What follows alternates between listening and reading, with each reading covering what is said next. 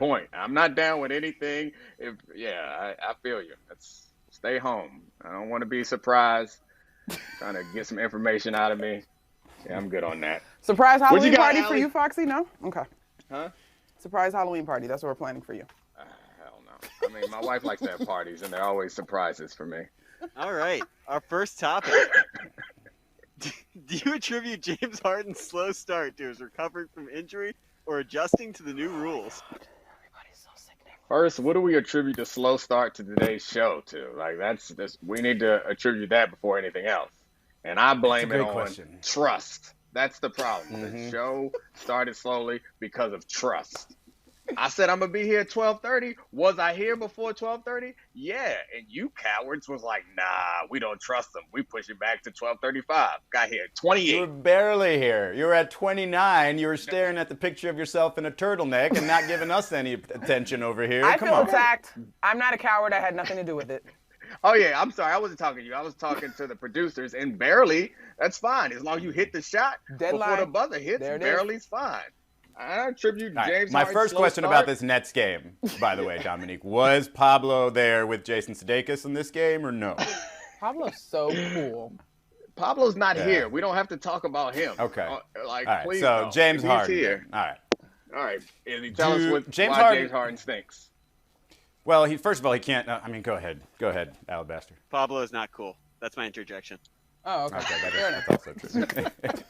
So, he's not getting to the free throw line, James Harden. I believe he's gotten there the most 5 times in one game. He hasn't missed one yet, which is good, but hasn't gotten to the free throw line. And he's doing a little bit of the flailing and everything else. And I think I think people are sort of letting him play the victim here because, let's be real, like people are pointing at James Harden, but he wasn't the only person doing this. Like the whole league was full of this, and that's why they stopped it. Whether he was the poster boy or not, I don't know, but that's why I tend to lean toward the fact that it is a hamstring injury that he's been recovering from all offseason, and it was a couple of grade 2 hamstrings, right? It's a very sensitive situation, the soft tissue stuff, so he probably was not having the type of summer or offseason that he wanted.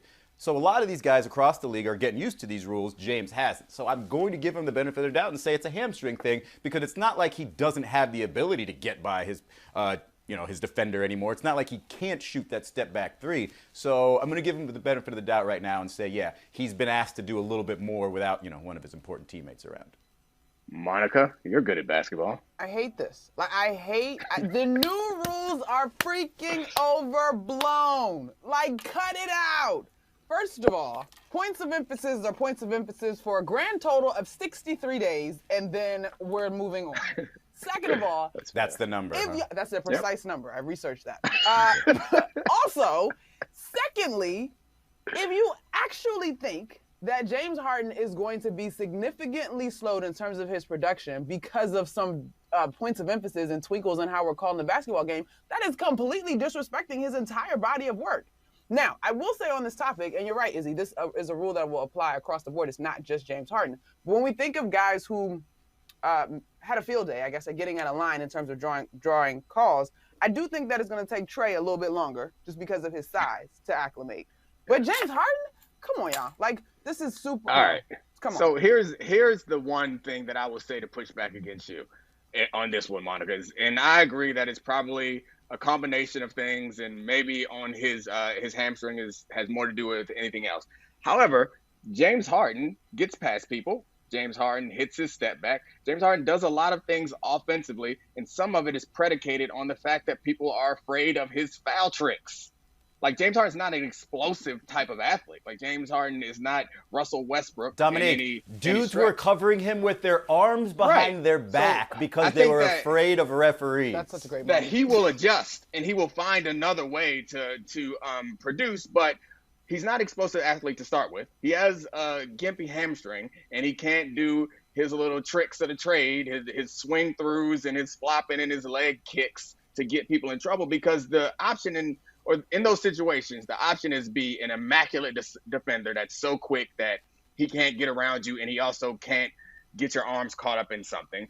Good The luck. other option is to get out of the way or to cross your fingers and hope he misses. If you take one of those out, like, it makes it a little easier to defend him and a little harder for him to make the magic that he's accustomed to. And the last thing is, You got an extra cut in your sleeve. I saw the shoulders peak out, but you got bicep right, cut a little too? slit up. Okay, stop. Before we get distracted, let me just address this. Yes, and I actually think, big picture, that the rule changes are smart. I don't have an issue with them. You give defenders a chance, although we all love offense in this game. But what I'm saying is, James Harden has the IQ, he has the body, he has the skill set to be able to make these adjustments. He's still going to get to the line. And this is why I think it's a different conversation when you talk James versus Trey.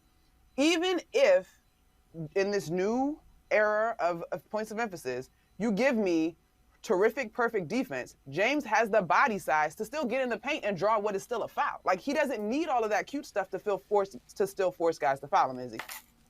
But I mean, But here's the thing. You mentioned his body of work, right? His body of work also includes all of this. It's all the flopping and all the head tossing and all the fouls drawn because of it. And so if he no longer gets that, then yes, he has to adjust. Can he adjust? I do believe he can adjust. But this is where this conversation drove me crazy in the past, okay?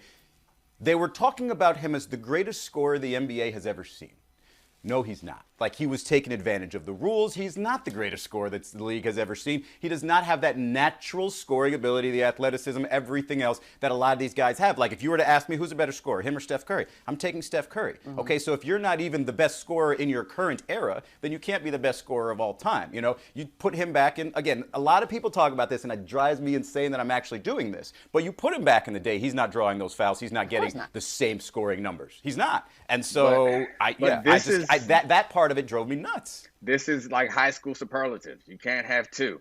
So Steph Curry is the greatest shooter we've ever seen. So we had to find another way to give James Harden his flowers. So we decided he's the greatest scorer. I mean, I think we all would agree that KD, this guy on his team, is even a better scorer than he is. But KD is the most unique basketball player that we've ever seen. So the one superlative that we could come up with for James Harden, because he's been good enough in this era that he deserves some recognition, is that he's a bucket. He is the greatest scorer that we've seen, which may or may not be true. I'm not here to debate that fact, but I do know that part of being a great scorer is versatility.